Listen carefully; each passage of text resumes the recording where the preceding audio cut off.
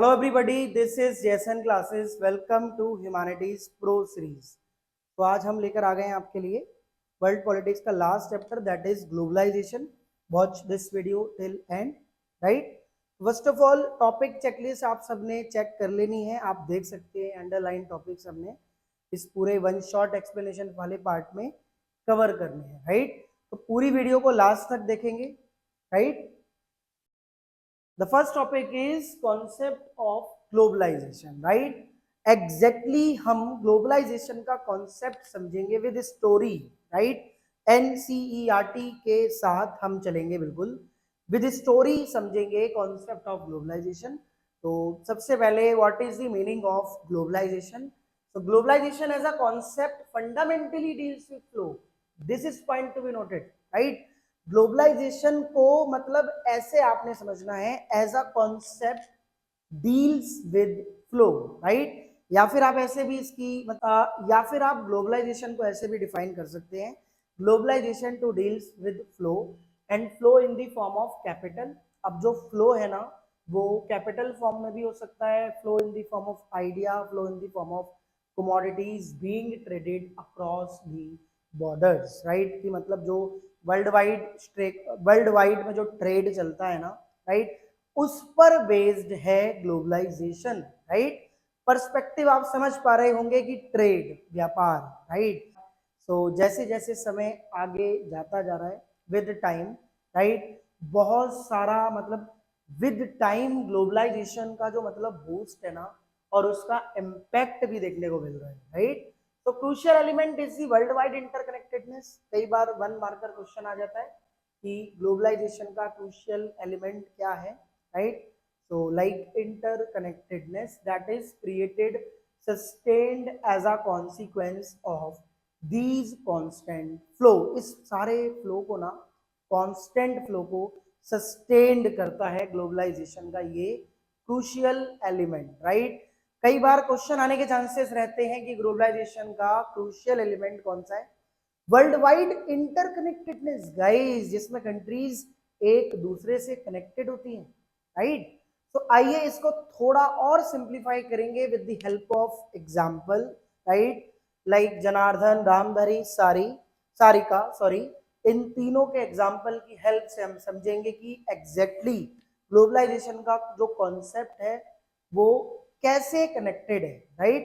तो Janardhan works in a call centre. Janardhan call centre में मतलब काम करते हैं and he leaves late in the evening for work. वो लेट इवनिंग में निकलते हैं काम करने के लिए, राइट.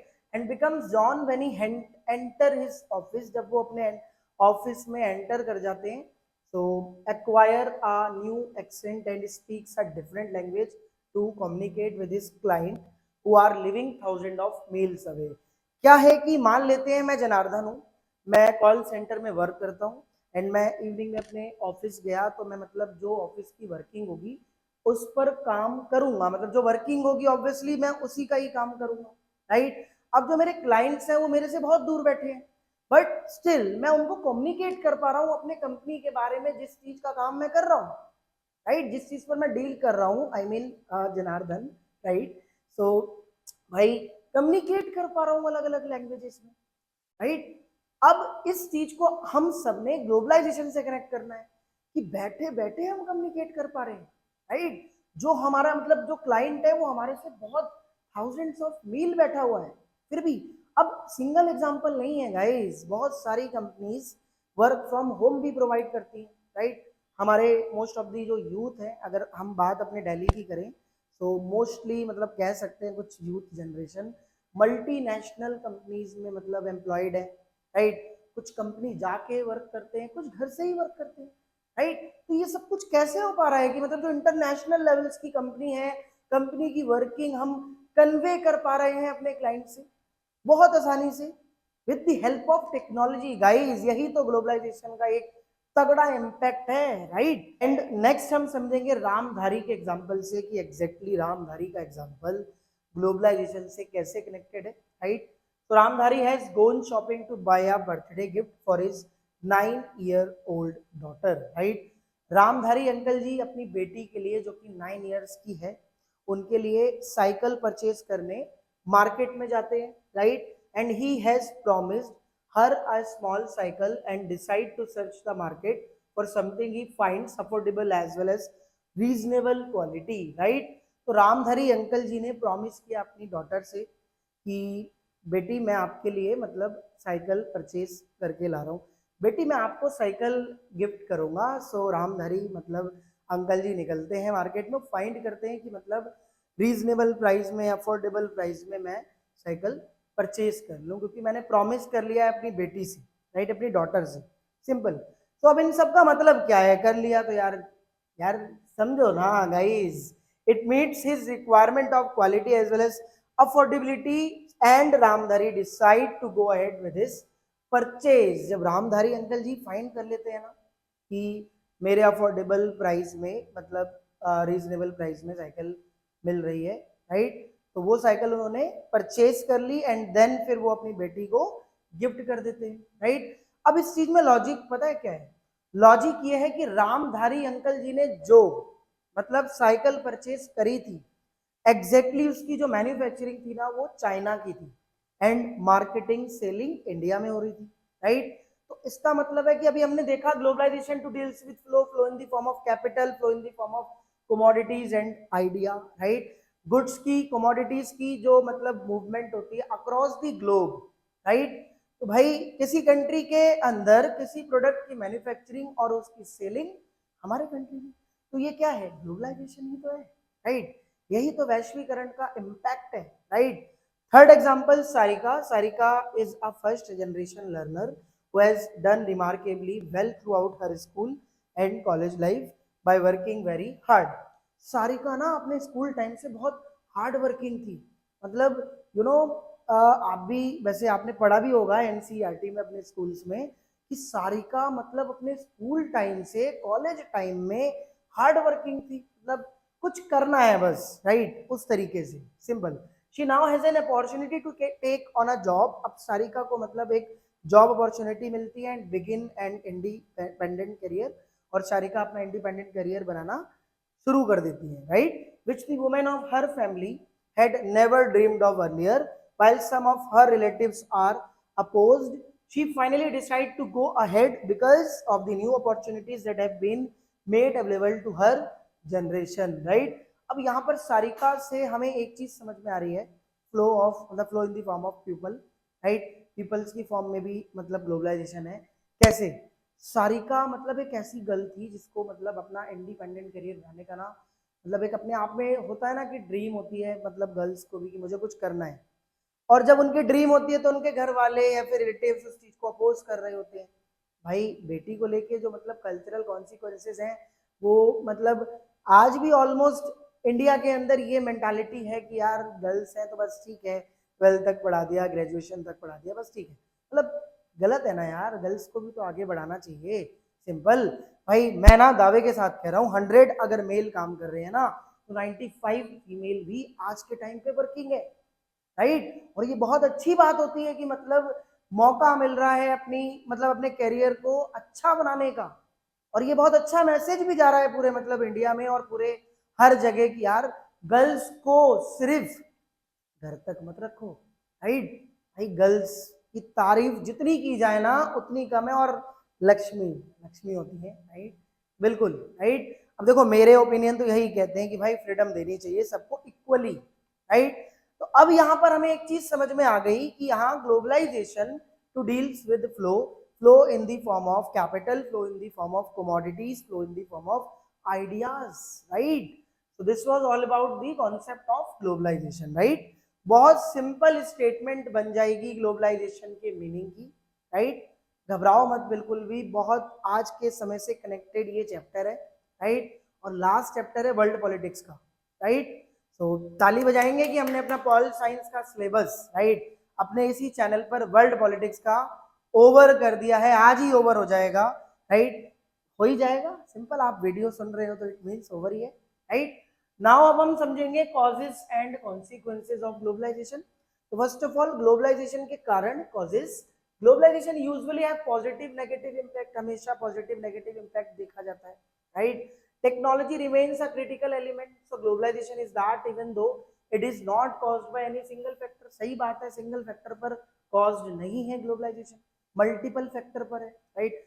सिर्फ ये कहना आसान नहीं है कि टेक्नोलॉजी ही ग्लोबलाइजेशन को बूस्ट कर रही है, बहुत सी चीजें हैं गाइस। चलो टेक्नोलॉजी तो एक सोर्स है, राइट, बट इसके अलावा भी हर एक फैक्टर पर मतलब ग्लोबलाइजेशन का इम्पैक्ट है ना, राइट। बट एग्जैक्टली कह सकते हैं कि एक इम्पॉर्टेंट जो है ना टेक्नोलॉजी ही ग्लोबलाइजेशन को आगे लेके जा रही है, राइट। तो due to technology advance the ability of idea, जितना टेक्नोलॉजिकल एडवांसमेंट बढ़ेगी उतनी आइडियाज में एबिलिटी, कैपिटल में, कमोडिटीज में and people made possible to move from one part to another. जबकि ऐसा आज के टाइम पे आप भी मतलब देख पा रहे होगे कि कितना मतलब लोग यार, जैसे अब भाई आज हमारे यूथ का एक मतलब ड्रीम रहती है 12th के बाद हमें बाहर कंट्री में जाना है, जर्मन लैंग्वेज सीख ली तो भाई जर्मनी चले गए, मतलब इस तरीके से होती है ड्रीम यार। जैसे जैसे समय आगे जा रहा है माइंड भी तो आगे जा रहा है ना गाइज। हम लोग अपने एनवायरनमेंट में देख कर भी तो मतलब हमारे अंदर एक उत्साह जाग जाती है कि यार हमें भी ये काम करना है, राइट। अब देखो, आप मुझे ही देखो, मैं लास्ट 8 ईयर से ऑफलाइन मोड में बच्चों को पॉलिटिकल साइंस, हिस्ट्री, ज्योग्राफी की क्लास देते हुए आ रहा हूँ। और हमारी टीम, हमारे साथ साइकोलॉजी के मिस्टर नितिन शर्मा सर जो कि साइक शॉट के फाउंडर हैं, सब हमारे साथ मतलब कोलैबोरेशन में है, राइट। कॉमर्स प्लस ह्यूमैनिटीज हम प्रोवाइड करते हैं। तो मतलब सिर्फ हम पहले ना ऑफलाइन में करते थे, मतलब अगर बात हम अपनी करें जेएसएन क्लासेस की, तो अभी इसी साल से हम यूट्यूब पर आ गए हैं जेएसएन क्लासेस चैनल के साथ, राइट। और बिल्कुल इस जर्नी को ना हमें बहुत आगे लेके जाना है, राइट। ये ऑब्जेक्टिव है हमारा, राइट। आप सबका बस प्यार चाहिए बच्चों का, और सब पेरेंट्स की ब्लेसिंग चाहिए, हो ही जाएगा यार। अब देखो एक बार में तो होता नहीं, राइट, टाइम तो लगता ही है, सिंपल, राइट। भाई देखो कमेंट में आपने ना एक चीज बता देनी है कि आपको समझ आ रहा है या नहीं, क्योंकि आपके कमेंट मुझको मोटिवेट करेंगे, राइट। जैसे हम टीचर्स का काम आपको मोटिवेट करना होता है ना, तो यार अब मोटिवेशन चाहिए ना गाइस, समझो यार, राइट। एंड नेक्स्ट हम कॉर्स पढ़ेंगे interconnection plays a crucial role in globalisation, this makes one part of the world of to another और अवेयर ऑफ इट, राइट। अब देखो इंटरकनेक्शन ना बहुत इंपॉर्टेंट रोल प्ले करता है ग्लोबलाइजेशन में, राइट। तो आई होप आपको कॉजेस समझ आ गया हो कि यार ये कारण है ग्लोबलाइजेशन का, सिंपल, राइट। अब हम इस चैप्टर का सबसे मोस्ट इंपॉर्टेंट टॉपिक समझने जा रहे हैं, जो एग्जाम में आने के चांसेस 90% रहते हैं, राइट। भाई देखो 10% इसलिए नहीं बोला कि यार देखो सब तो करना है, राइट। वैसे तो 100% ही हम कह के चलेंगे कि यार सारे टॉपिक करो, बट यार देखो इस टॉपिक को, बहुत इंपॉर्टेंट है, राइट। ग्लोबलाइजेशन के हम परिणाम समझेंगे, कॉन्सिक्वेंस तीनों एस्पेक्ट में है, पॉलिटिकल कॉन्सिक्वेंस भी, इकोनॉमिक कॉन्सिक्वेंस भी एंड कल्चरल कॉन्सिक्वेंस भी, राइट। अब इसको थोड़ा हम डिफाइन करेंगे ब्रॉडली, राइट, स्टेप वाइज समझेंगे एक एक कॉन्सिक्वेंस। कई बार ऐसे भी आता है कि मतलब पॉलिटिकल कॉन्सिक्वेंस बताओ, इकोनॉमिक कॉन्सिक्वेंस बताओ या फिर कल्चरल, राइट। तो अच्छे से आपको पता होना चाहिए। तो ग्लोबलाइजेशन का जो पॉलिटिकल कॉन्सिक्वेंस है, this result in an erosion of state capacity, that is the ability of government to do what they do. जो ग्लोबलाइजेशन का पॉलिटिकल कॉन्सिक्वेंस है ना, राइट, उससे मतलब स्टेट की कैपेसिटी रिड्यूस हो जाती है, नॉट ऑलवेज, हमेशा नहीं होती, मार्क माय वर्ड्स, राइट।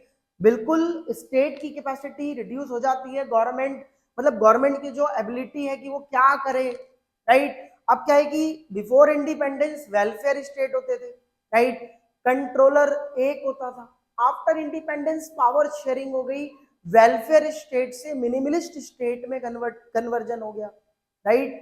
तो बिल्कुल, तो भाई वेलफेयर स्टेट में तो सिर्फ यही है ना कि मतलब जैसे मैं मतलब रूलर हूं तो मतलब मेरे से लोग परमिशन लेने आएंगे, सब पर मेरा कंट्रोल इस तरीके से, राइट। ये चीज आफ्टर इंडिपेंडेंस मतलब चेंज हो गई, मतलब इसीलिए बोला जाता है कि ग्लोबलाइजेशन का जो पॉलिटिकल कॉन्सिक्वेंस है ना, उससे स्टेट की कैपेसिटी थोड़ी रिड्यूस हो जाती है, नॉट ऑलवेज, ये भी ध्यान रखना, राइट।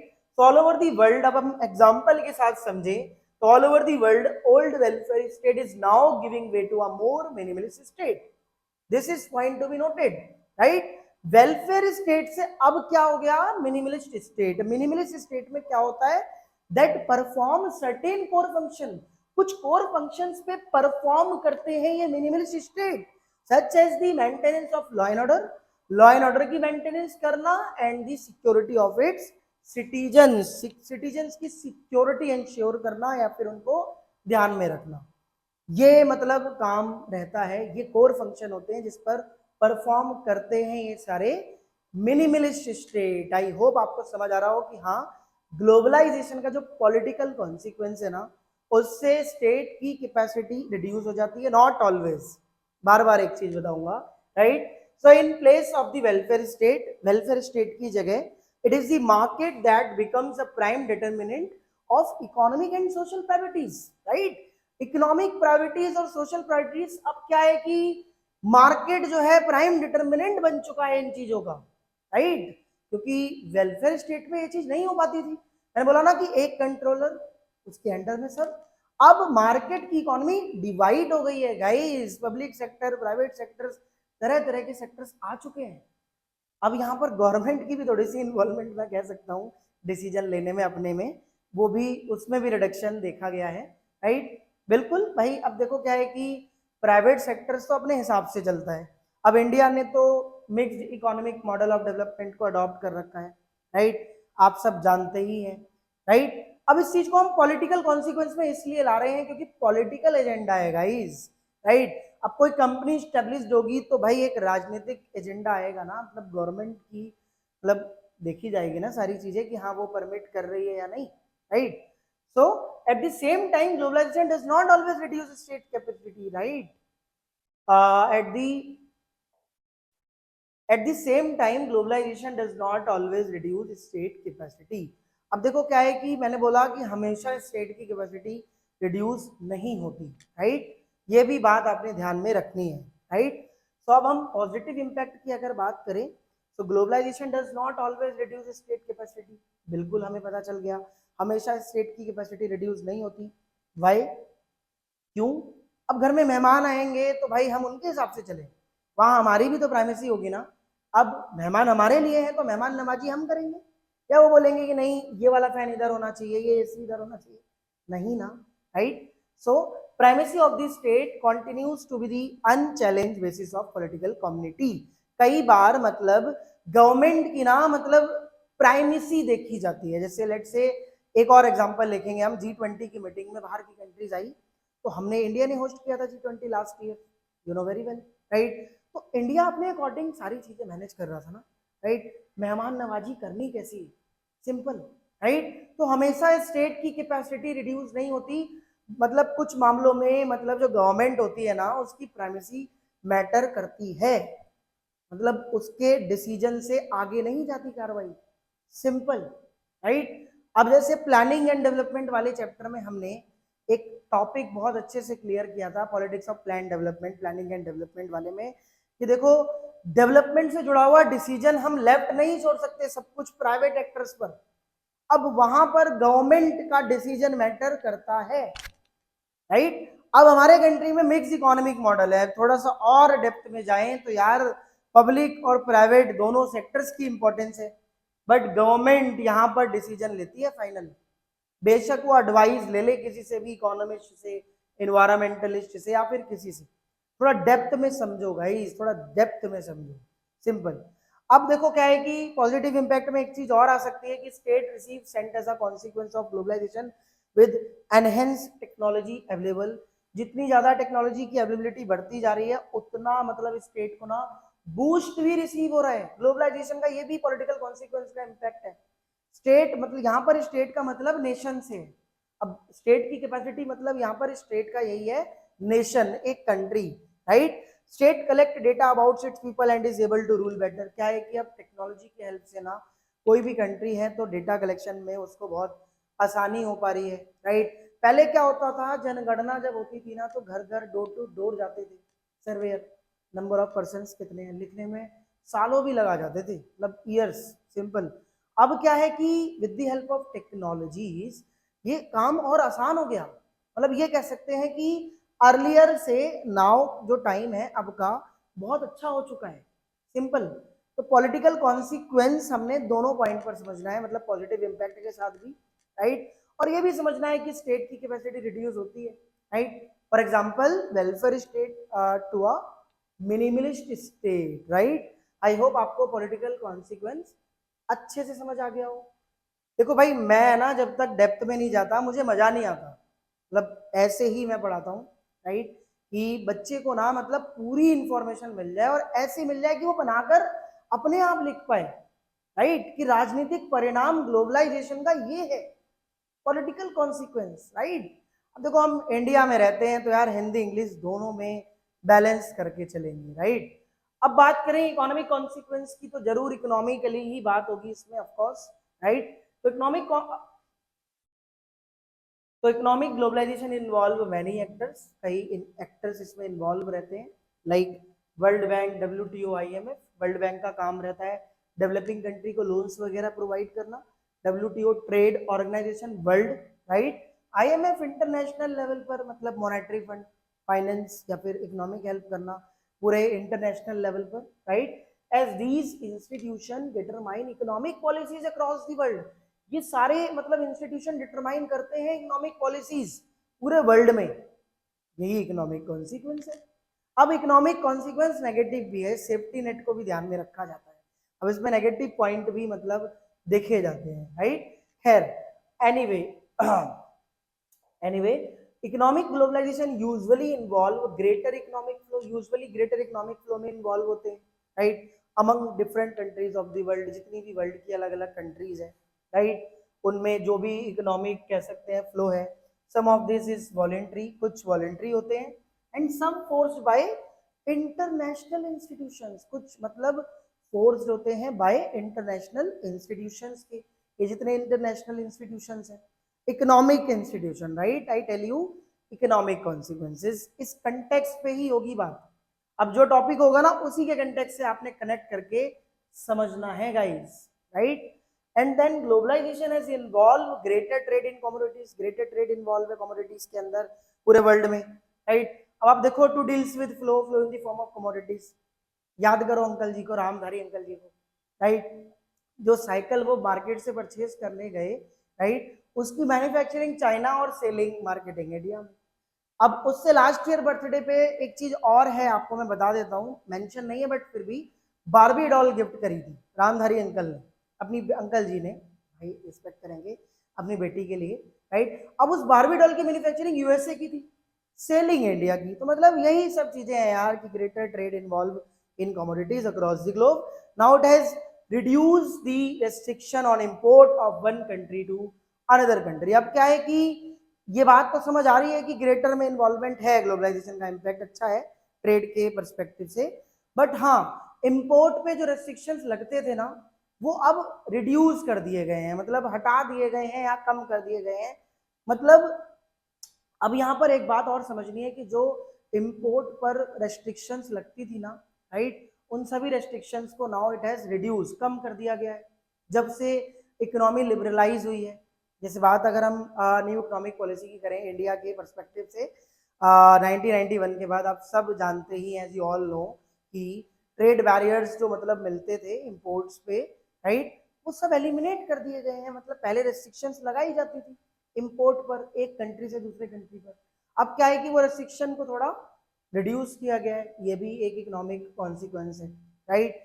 इन अदर टर्म्स, अगर हम अदर टर्म्स में बात करें, we can say inventors, investors, investors होगा ये, investors in the rich countries, जो भी रिच कंट्रीज के इन्वेस्टर्स हैं, can invest their money in other countries like developing countries where they might get better returns, right. तो जितने मतलब उद्योगपति लोग होते हैं ना, इन्वेस्टर्स मतलब रिच कंट्रीज के, राइट, वो डेवलपिंग कंट्री में मनी इन्वेस्ट करते हैं, कैपिटल इन्वेस्ट करते हैं, क्योंकि दे वेल नो कि बेटर रिटर्न आएगा, राइट, अच्छा रिटर्न्स मिल जाएगा, सिंपल। तो आई होप आपको इकोनॉमिक कॉन्सिक्वेंस भी बहुत अच्छे से समझ आ गया हो कि एग्जैक्टली ग्लोबलाइजेशन का इकोनॉमिक कॉन्सिक्वेंस क्या है। देखो भाई कमेंट में जरूर बताओ, जितना कमेंट में आप बताएंगे तो जितना कमेंट आप करेंगे उतना मुझे मतलब अच्छा लगेगा, बस ऐसे समझ लो यार, राइट। तो अब हम लास्ट कॉन्सिक्वेंस समझेंगे, that is cultural consequences of globalisation, right. तो देखो कल्चर का इम्पैक्ट और कॉन्सिक्वेंस भी रहा है, ऑब्वियसली अभी भी है, राइट। तो globalisation impact could be seen on our culture, तो globalisation impact could be seen on our culture, right. Globalisation का हमारे कल्चर पर बिल्कुल इम्पैक्ट दिखाई दे रहा है, सिंपल। अब देखो कुछ मामले में नहीं, मोस्ट ऑफ दी मतलब थिंग्स में इन्फ्लुएंस कल्चर का बहुत ज्यादा देखा जा रहा है, जैसे वेस्टर्नाइजेशन, मॉडर्नाइजेशन, राइट। अब देखो the rise of uniform culture leads to cultural homogenisation. जो यूनिफॉर्म कल्चर राइज हो रहा है ना, इससे कल्चरल होमोजेनाइजेशन होता जा रहा है, एक जैसा लगभग, राइट। फॉर एग्जांपल जैसे वियरिंग जीन्स, जीन्स वियर करना over traditional cloth, eating habit, Khan पान में भी बहुत ज्यादा इन्फ्लुएंस है। अब यार अगर आपसे बोले कि आप अंकल जी के, रामू काका अंकल जी के बर्गर खा लो, शायद से यार मुंह बने, राइट। अब बोल दिया जाए यार अथर्व या कोई ऐसा नाम, आपसे अगर बोल दिया जाए कि यार मैकडोनल्ड चलते हैं, बहुत जल्दी मतलब जाएंगे मैकडोनल्ड का बर्गर खाने, राइट। तो उसका मतलब कल्चर का तो इम्पैक्ट है ही है ना, राइट। तो कल्चरल कॉन्सिक्वेंस में ना गिव एंड टेक रिलेशनशिप भी चलता है। जैसे वेस्टर्न कल्चर इन्फ्लुएंस हमारे कंट्री पर, हमारा भी कहीं ना कहीं किसी कंट्री पर और कंट्रीज पर, अदर कंट्रीज जितनी भी हैं उन पर इन्फ्लुएंस देखा जाता है। तो कल्चरल कॉन्सिक्वेंसेस हर लेवल पे देखा ही जा रहा है लगभग, राइट। एंड दस the culture of the politically economically dominant society leaves its imprint on a less powerful society and the world begins to look more like the dominant power wishes it to be। क्या है कि जिनका cultural सबसे strong है ना, मतलब ज्यादा influence कर पा रहा है अदर कंट्री में, उन कंट्री का कल्चर मतलब लेस पावरफुल सोसाइटी पे बहुत ज्यादा इम्पैक्टफुल है, राइट। उसका इन्फ्लुएंस ज्यादा है। अब क्या है कि जो पावरफुल सोसाइटी है ना, जैसा वो चाहेगी वैसा होगा, और वैसा ही हो रहा है, राइट। मतलब जितने भी लेस पावरफुल सोसाइटी है उन पर अब क्या है, मतलब एक तरीके का influence, and the world begins to look more like the dominant power wishes is to be. जो डोमिनेंट पावर जिसके पास है ना, जैसा वो चाहेंगे वैसा होगा, राइट। ऐसा हो ही रहा है। जैसे मॉडर्नाइजेशन, राइट। अब लगभग कंट्री क्या है, मॉडर्न टेक्नोलॉजीज को अपनाने लगी है और उसको अच्छे से अप्लाई कर रही है, सिंपल।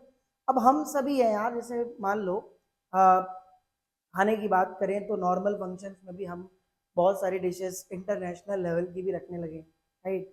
इंडिया में एक अच्छे लेवल की, जैसे मान लो किसी की पार्टी चल रही है कोई किसी के यहाँ, तो वहाँ पर डिशेस मतलब इंटरनेशनल डिशेस भी होती हैं। तो भाई ये क्या है, ये इन्फ्लुएंस ही तो है, राइट। ऐसे हमारे कंट्री का भी कल्चर इन्फ्लुएंस करता है। आपको कल्चरल कॉन्सिक्वेंस में गिव एंड टेक रिलेशनशिप समझना है, राइट। कि बिल्कुल ग्लोबलाइजेशन का जो मतलब कल्चरल कॉन्सिक्वेंस है ना, वो ये है, सिंपल। तो आई होप आपको मतलब समझ आ गया हो कि हाँ तीनों कॉन्सिक्वेंस में एग्जैक्टली क्या है, राइट। पॉलिटिकल कॉन्सिक्वेंस में बोले तो स्टेट की कैपेसिटी रिड्यूस हो जाती है, not always, right. Economic consequence में आप देख सकते हो कि जितनी भी एजेंसीज हैं वो मतलब पॉलिसीज को बनाने में या फिर उसको और बूस्ट देने में हेल्प करती हैं, और भाई उन्हीं के ही डिसीजंस चलते हैं वर्ल्ड वाइड ट्रेड में, सिंपल। बट नेगेटिव भी है economic consequence, safety net, safety भी भाई मैटर करती है ना, इस तरीके से। अब कल्चर कॉन्सिक्वेंसेस में हमने देखा कि यूनिफॉर्म कल्चर की राइज लीड कर रही है कल्चरल होमोजेनाइजेशन को। एक जैसा होमोजेनाइजेशन मतलब इक्वल टाइप, जैसे संडे हमारा हॉलीडे थोड़ी ना है लेकिन फिर भी एक्सेप्ट करते हैं, सिंपल। अब 1 जनवरी को हम न्यू ईयर सेलिब्रेट करते हैं, राइट। लेट्स से यही अच्छा एग्जांपल रहेगा, राइट। हम कभी जब हमारा न्यू ईयर आता है ना, लगभग लोगों को, बच्चों को पता भी नहीं होगा। अब आपसे मैं पूछ रहा हूँ कब आता है हमारा happy new year, right. Comment में आप बताओगे, मैं नहीं बताऊंगा आपको, कमेंट में आपको बताना, राइट। लेकिन आपसे पूछूंगा न्यू ईयर कब आएगा, तो आप कहेंगे सर 1 जनवरी 2025, पूरे नाइट एंजॉय करेंगे सर, क्या बात है। तो इन्फ्लुएंस ही तो है गाइस। तो आई होप समझ आ गया हो, राइट। नाउ अब हम समझेंगे इंडिया एंड ग्लोबलाइजेशन। देखो इंडिया और ग्लोबलाइजेशन को हम समझेंगे एग्जैक्टली। इंडिया और ग्लोबलाइजेशन का मतलब 3 फेजेस आते हैं इंडिया और ग्लोबलाइजेशन के अंदर। First phase colonial time, right, colonial period. Second phase after independence. Third phase after 1991 financial crisis, right. तो 3 फेजेस आपने डिवाइड कर लेने हैं, right. So globalization is not a new concept and India has been a part of it since ages, right? Globalisation new concept नहीं है, globalisation is not a recent phenomena, since ages से ही देखा जा रहा है। डिफरेंस यही, बस डिफरेंट यही है, बस डिफरेंस यही है ना कि मतलब स्टार्टिंग टाइम पे ग्लोबलाइजेशन का फ्लो लो होता था, आज के टाइम पे हाई है, राइट। बस आप बिल्कुल भी ये मत लिखना कि globalisation is a recent phenomena, no, globalisation is not a recent phenomena, right. अब इस चीज को थोड़ा सा हम broadly example wise, phases wise divide करके समझेंगे कि भाई बहुत पहले से ही है ग्लोबलाइजेशन, राइट, इंडिया में। सिंपल, तो ड्यूरिंग द ब्रिटिश रूल के टाइम पर India became an exporter of primary goods and raw material and consumer of finish product. India British rule के टाइम पर एक्सपोर्टर हुआ करता था प्राइमरी गुड्स का और रॉ मटेरियल्स का, राइट। ब्रिटिशर्स मतलब यहाँ से कॉटन को कह लो या कोई भी प्राइमरी गुड्स को कह लो, रॉ की फॉर्म में ले जाते थे, फिर वापस से वो फिनिश्ड प्रोडक्ट करके इंडिया में इंपोर्ट कर देते थे, राइट। तो India at the time of colonial time period, right, exporter हुआ करता था, राइट, और उसी टाइम पे कंज्यूमर हुआ करता था फिनिश्ड प्रोडक्ट का। आई होप कनेक्ट कर पाए हो आप इंडिया एंड ग्लोबलाइजेशन का first phase colonial period, right. Second after independence, अगर सेकेंड फेज समझे तो आजादी के बाद इंडिया ने डिसाइड किया नॉट टू इंपोर्ट नहीं लेंगे and become a self sufficient country, अब सेल्फ सफिशिएंट कंट्री बनाएंगे, राइट। तालियां बजाओ भाई, आजादी मिल गई है, सिंपल, सेल्फ सफिशिएंट कंट्री बनाना तो जरूरी है, राइट, सिंपल। अब 91 के फाइनेंशियल क्राइसिस के बाद, despite financial crisis, India brought up economic reforms, कई सारे इकोनॉमिक रिफॉर्म्स हुए थे, and deregulated various sectors including trade and foreign investment. Trade और फॉरेन इन्वेस्टमेंट में ना डीरेगुलेटेड काफी सेक्टर्स हुए थे, राइट, काफी सेक्टर्स डीरेगुलेटेड हुए थे, सिंपल। तो ये मतलब हम थ्री फेजेस के हेल्प से इंडिया और ग्लोबलाइजेशन को समझ सकते हैं, राइट। बिल्कुल आपने मतलब ज्यादा इसको कॉम्प्लिकेटेड नहीं बनाना है, राइट, बहुत इजीली मतलब राइटिंग करनी है, लिखना है। First phase, second phase, third phase. First phase is colonial period, second phase is after independence, third phase is financial crisis, मतलब after 1991 financial crisis. I hope समझ पा रहे हो आप, की टर्म्स मार्क कर लेना बाकी, राइट। अब हम समझेंगे रेजिस्टेंस टू ग्लोबलाइजेशन, राइट। अब क्या है कि वर्ल्ड में ना कुछ ग्लोबलाइजेशन के अगेंस्ट में विरोध भी देखा गया था, रेजिस्टेंस भी देखा गया है, राइट। कैसे? तो globalisation invited the strong criticism all over the world, globalisation के अगेंस्ट में क्रिटिसिज्म भी देखा गया है, आलोचनाएं भी देखी गई है, right, simple. And critics make a variety of argument, जितने क्रिटिक्स थे अलग अलग वैरायटी में आर्ग्यूमेंट्स देख रहे थे, मतलब दे रहे थे, जितने भी क्रिटिक्स थे वो अलग अलग वैरायटी में आर्ग्यूमेंट्स दे रहे थे, राइट। तो सबसे पहले हम अमंग दी क्रिटिक्स बात करें तो left argued that contemporary globalization represent a particular phase of global capitalism that makes a rich richer and poor poorer, right। तो लेफ्टिस्ट आर्ग्यूमेंट आ रहा था ना, राइट, लेफ्ट आर्ग्यूड, वो ये था कि भाई ग्लोबलाइजेशन से ना अमीर और अमीर होते जा रहे हैं, गरीब और गरीब होते जा रहे हैं, राइट। सही बात है भाई, देखो जिन पे पैसा है वो और पैसा बना रहे हैं, जिन पे नहीं है वो बेचारे और नीचे जाते जा रहे हैं। अब जिनको टेक्नोलॉजी के बारे में नॉलेज नहीं है तो वो कैसे ग्लोबलाइजेशन को एंजॉय कर पाएगा, राइट। क्योंकि अभी हमने स्टार्टिंग में देखा कि globalisation has been a positive, has been always a positive और नेगेटिव, राइट, देखा ही है अभी हमने already, right. So these people are worried for their age-old values and ways will be harmed and it's lose, right? ये जितने भी leftist लोग थे ना, मतलब ये वरीड भी होते थे कि भाई इनकी जो पुराने जमाने वाली ओल्ड वैल्यूज हैं कहीं ऐसा ना हो वो सारी चीजें हार्म्ड हो जाएं, मतलब नष्ट हो जाएं, राइट। लेफ्टिस्ट आर्ग्यूमेंट तरह तरह के देखे जा रहे थे, right? Note here that anti-globalization movements to participate in global networks align with those who feel like them in other countries, right? यहाँ ये नहीं कह सकते हम कि anti globalisation movement global network में अदर कंट्रीज में, मतलब जो देखा जा रहा है ना एंटी ग्लोबलाइजेशन मूवमेंट, यहाँ ये नहीं कह सकते कि मतलब जो वो जैसा फील करते हो, राइट, वैसे ही लोग भी उनकी तरह फील करें, ये कहना इम्पॉसिबल रहता है यहाँ पर, कि मतलब जैसा anti globalisation movement global network पे जिस लेवल पे पार्टिसिपेट कर पा रहे हैं, राइट, ऐसा बिल्कुल भी नहीं है कि जो वो फील कर रहे हैं वो अलग अलग कंट्री में जाके वैसा लोग भी फील कर रहे हैं, राइट, ये कहना इम्पॉसिबल है यहाँ पर, simple.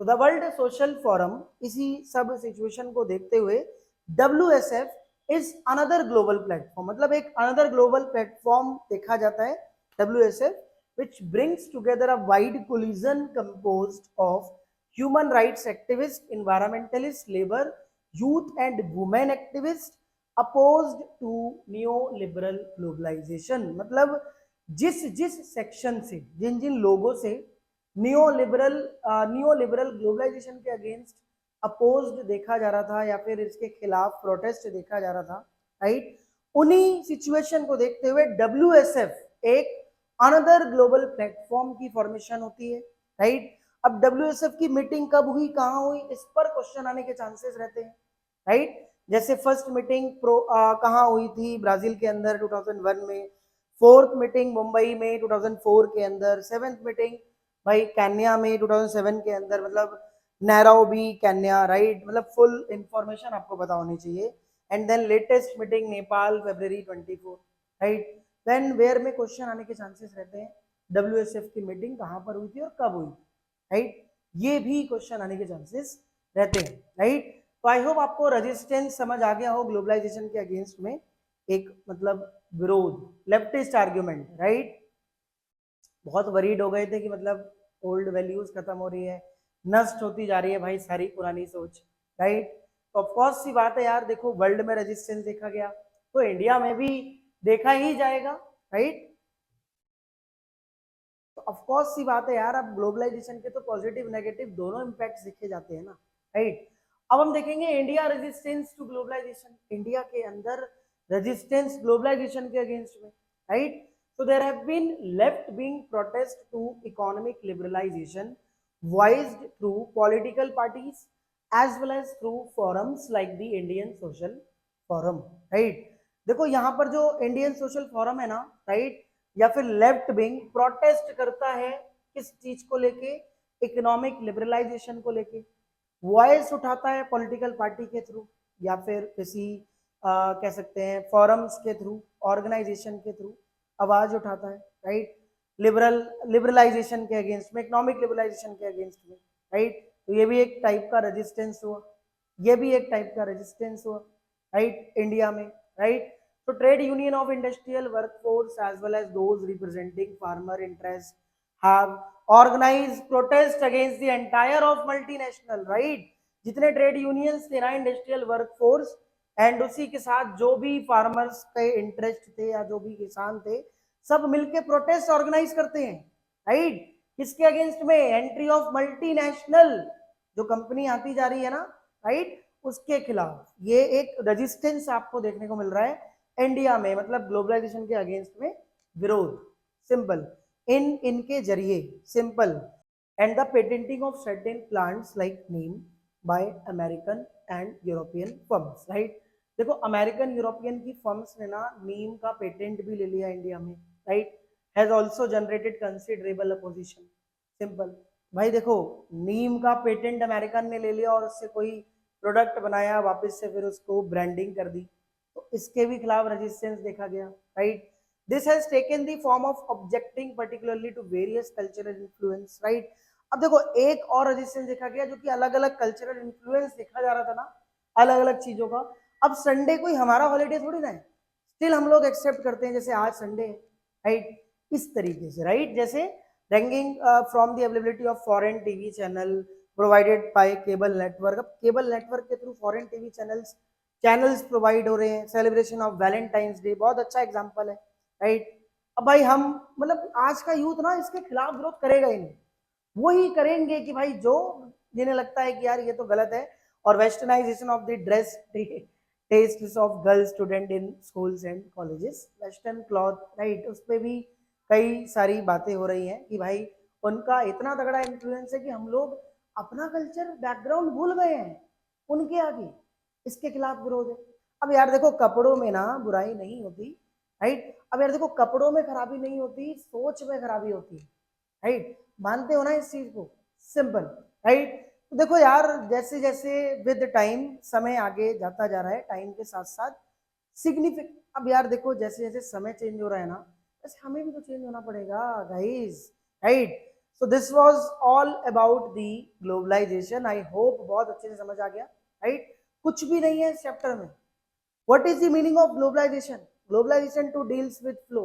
Flow in the form of commodities, flow in the form of capital, flow in the form of idea, flow in the form of people. Right? 3 example की हेल्प से हमने समझा अच्छे से ग्लोबलाइजेशन का कनेक्शन, राइट? ग्लोबलाइजेशन का crucial element is world wide interconnectedness, right? इसके बाद हमने देखा कॉजेज ऑफ ग्लोबलाइजेशन, टेक्नोलॉजी के साथ साथ देख सकते हैं टेक्नोलॉजी सबसे बड़ा कॉज है, बट सिंगल फैक्टर पर बेस्ड नहीं है ग्लोबलाइजेशन का कॉजेस, बहुत सारे कारण हैं इसके, राइट? उसके बाद हमने कॉन्सिक्वेंस देखा, political consequence, economic consequence, cultural consequence, and then India and globalisation, resistance to globalisation, right? India resistance to globalisation, right? तो इस पूरे चैप्टर में हमने वैश्वीकरण, ग्लोबलाइजेशन को अच्छे से समझा, राइट? आई होप समझ आया हो, right? So thanks for watching. Thank you so much. God bless you all student. इसी के साथ हमारी फर्स्ट बुक भी आज कंप्लीट होती है, राइट? थोड़ा डांस करना तो बनता है ना। अब मिलेंगे हम इंडियन पॉलिटिक्स सेकंड बुक के साथ, चैप्टर 5 के साथ, that is challenges and restoration of Congress system, जिसका रीनेम अब parties and party system in India हो गया। Thank you so much again.